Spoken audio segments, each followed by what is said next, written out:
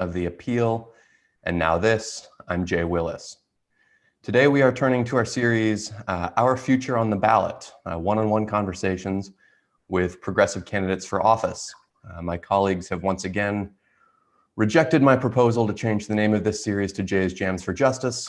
I will be filing an HR complaint against all of them after the show. But first, we are joined today by Tarra Simmons, a candidate for Washington State Representative for the 23rd Legislative District, which I can almost see from my house here.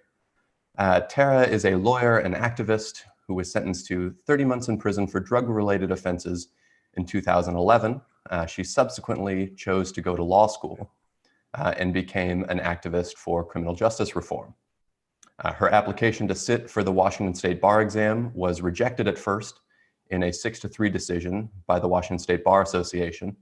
However, she successfully challenged that decision, securing an order from the Washington Supreme Court in 2017, allowing her to sit for the bar exam, which she passed. Tarra has been outspoken about ending mass incarceration and will face Republican April Ferguson this November. Tarra, thank you so much for joining us this morning.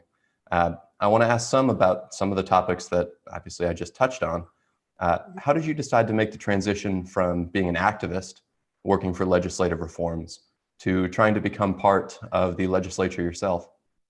Yeah, thank you so much for having me this morning. It's really an honor to be on your show, and I appreciate all of the work you're doing across the nation.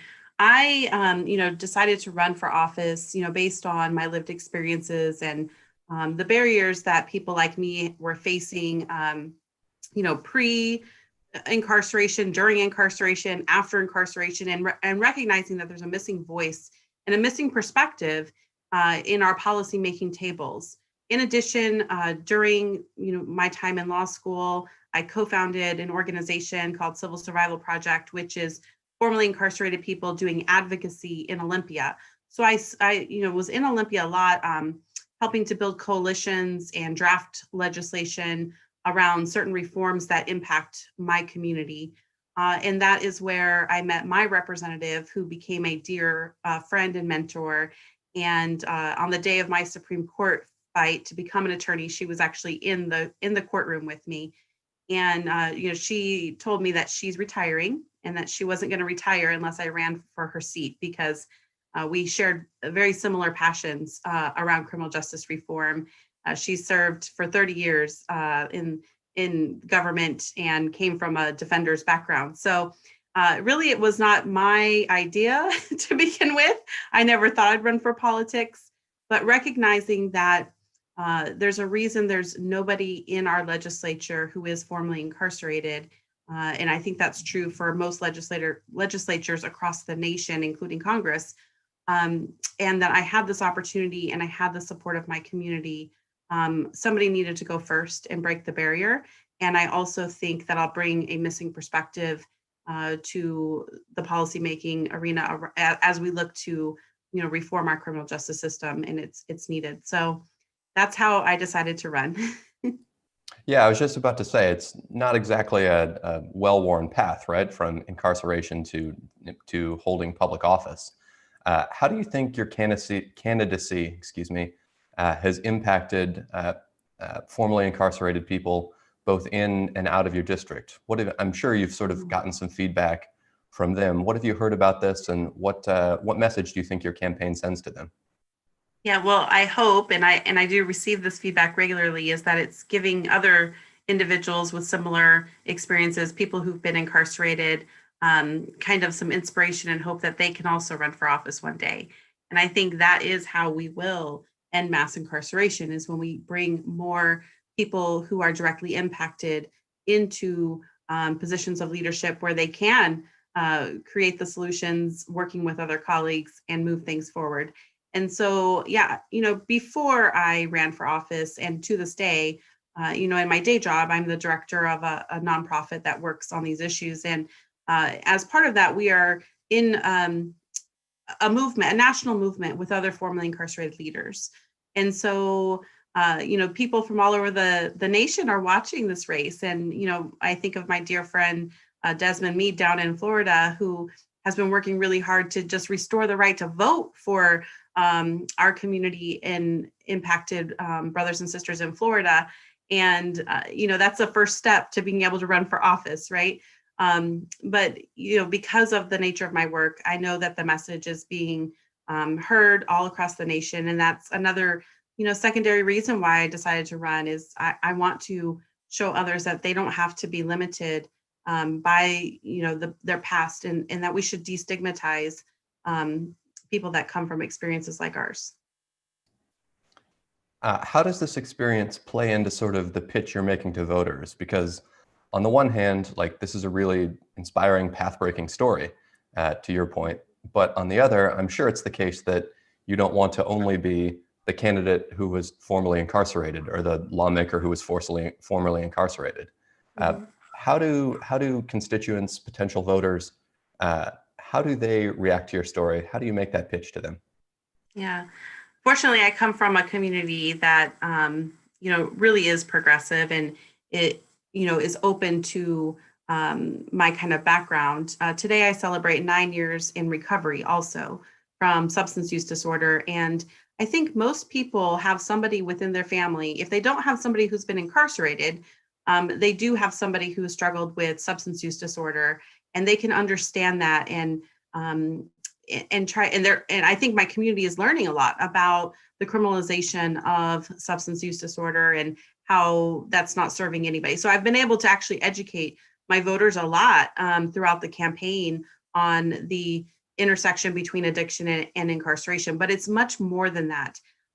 People don't end up in prison because they had a life where all of their needs were met from the beginning. So, my story is very much one of generational poverty, of abuse, of being in foster care, of being a teen mother, of being pushed out of school, and not having access to adequate mental health to deal with all of the trauma. And so people care, and the issues around criminal legal system reform are so interconnected to our educational system, our health systems, and people want those to also work for everyone. And so my message really is clear that if we give people a first chance, we won't need to give them a second chance later on in life. And I think that no matter who you are in the 23rd district where I live, you've had some kind of issue in your life where you needed help, or somebody that you care about who did. And if it's in the education, environment, healthcare, or criminal legal system, those are the issues I really want to tackle. So one of those, for example, that I want to discuss, especially since it's been so in the headlines in Florida, as they try and fight back against the Republican legislature's attempts to sort of undermine Amendment 4. Yeah. When you left prison, I understand that you owed thousands of dollars in fines and fees still. And I Mhm. also understand that your work in prison paid about 42 cents an hour. I'm wondering Mhm. if you could discuss a little bit how monetary sanctions imposed by the criminal legal system on incarcerated people uh, hurt their chances, hurt their opportunities to sort of reintegrate into society after their period of incarceration is over. Yeah, that is an area of passion for me as well. When I was released, I, had these, I think around $7,600 in court fines and fees, not going to a victim, but just going to fund our court system. And, I got a job at a fast food restaurant, and they started garnishing my fast food restaurant paycheck. And so when you're reintegrating into society after incarceration, your job prospects generally are very minimal. And the amount of money you're making is very little. And if you're someone like me who comes home and wants to reunify with your children, and then you have children to also care for, and your paycheck is being garnished, that's a heavy lift. I think that leads to recidivism. I remember what really motivated me to go to law school was that I started thinking to myself, well, maybe I won't do drugs this time. I'll just sell them so I can have enough money to kind of, take care of my kids. And then the thought of ever being separated from them again was too much to bear. And so I was powerless. I said, well, I better go to law school and figure out how to fix this, because I can't live like this for the rest of my life. But that is the scheme that these monetary sanctions set people up to. It creates more crime, it creates more victims because people are pushed into the underground economy or stealing to pay for basic human needs. And so thankfully, that was the first thing I've worked on in the legislature as an advocate, was reforming the legal financial obligation statutes in Washington state. And it's something that I hope if I win this election, I'm going to continue to work on come January. What's sort of the end point of that issue, that debate that you're talking about? Would you support legislation to end the imposition of fines and fees on incarcerated people in Washington? Absolutely. I mean, if I could wave a magic wand, I think that would be kind of difficult. So what I would hope is that we can end the imposition of court fines and fees, at least on people who have no ability to pay. So if you are wealthy and you get in trouble, and you have some and you can afford them, then maybe we can keep that in place, because I don't think a complete abolishment, even in the very progressive blue state of Washington, would probably be feasible at the moment. But I think there's strong arguments about if a person doesn't have an ability to pay, that they should not be given these legal financial obligations. I want to ask about something your opponent has said recently. You've called on the state to release people above the age of 50 due to the danger that the coronavirus pandemic poses to them. Your opponent, April Ferguson, has called this an example of you supporting a movement that goes to extremes to protect the convicts guilty of violating the rights and well-being of Washington citizens. How do you respond to that? Well, I would say that there are a lot of people who are in our prison system below and above the age of 50 who are not a risk to our public safety. For many reasons, they might have been there already for more than 15 years. And research shows that after 15 years, there is no further deterrent. And also, people are dying in our Washington state prisons right now because of outbreaks of coronavirus. And so I would say that you have to balance all of the competing interests to be a good policymaker. And that includes the rights of people, human beings, who the state is responsible for and who are dying in our prisons. And so I think, a good policymaker, and for example, one thing that I often get criticism about is, I don't care enough about victims or something like that.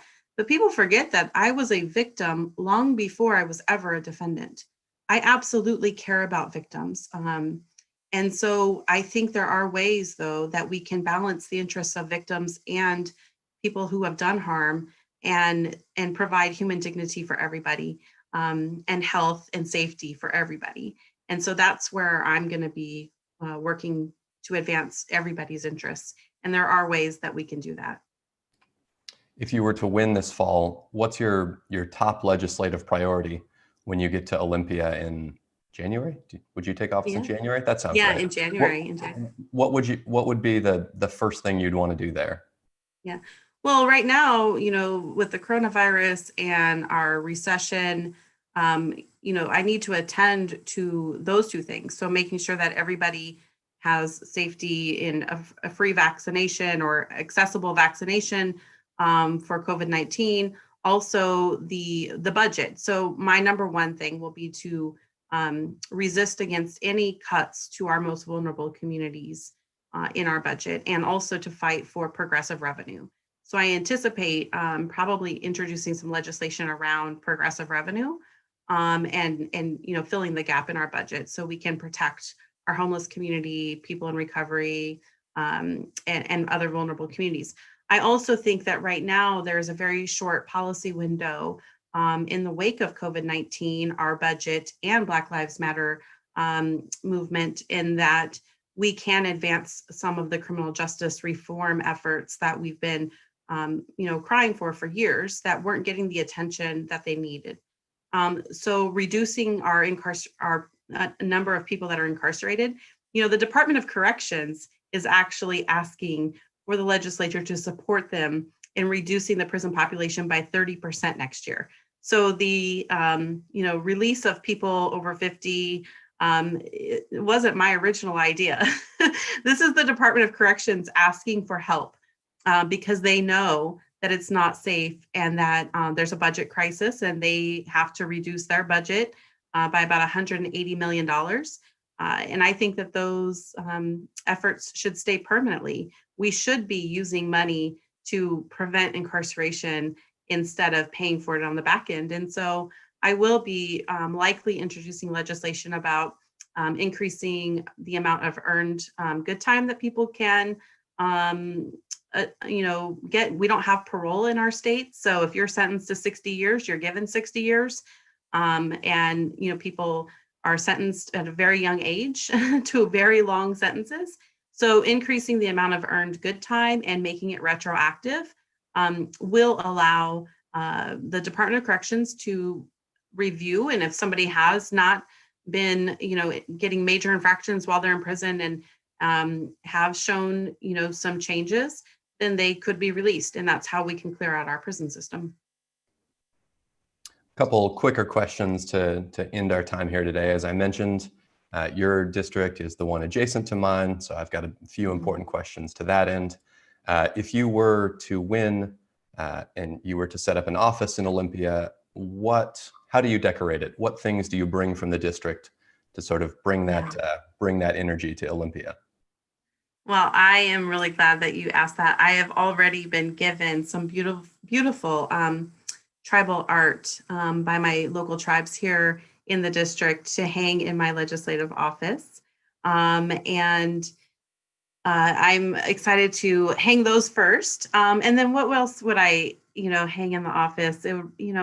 Our district has so many different, constituencies. I'd probably want to collect some over the years to make sure it's reflective of my community. But a lot of, great people and, a lot of people love pets in my community. We have a strong love for animals, so probably something dog related, a lot of different things. You mentioned dogs. Are cats okay too? Yes, I don't discriminate. Unfortunately, that's the wrong answer, but we'll move on. Oh no! Your favorite ferry route from your district to the Seattle area, which one? Oh gosh, well, the Bainbridge Island ferry, they always have the nicer boats, but it's only 35 minutes. So, and I live closer. I live in Bremerton, so I live closer to the Bremerton ferry, and you get 60 full minutes. So I'd rather go on the Bremerton ferry. I agree. 30 minutes is not long enough. You get out of your car, you go up to the deck. It's already time to go back. We're on the same page there. Exactly. There is a tradition in the Seattle area called Blue Friday. It involves people during the NFL season wearing Seahawks jerseys to their place of work on Fridays. Do you support this tradition? Absolutely. Another wrong answer. Wow. We will allow it though. Is Jay's Jams for Justice a good podcast title? Absolutely. I really, really like that. All right. You've redeemed yourself there. Tarra, Simmons, thank you so much for joining us here on Our Future on the Ballot. We really appreciate your time this morning. Yeah, thank you so much for having me. And if folks want to follow the campaign, my website is electtarrasimmons.com. Wonderful. Thanks again to our viewers. Thank you for joining the briefing, our Future on the Ballot series. This episode will be available on Apple Podcasts or wherever else you listen to podcasts.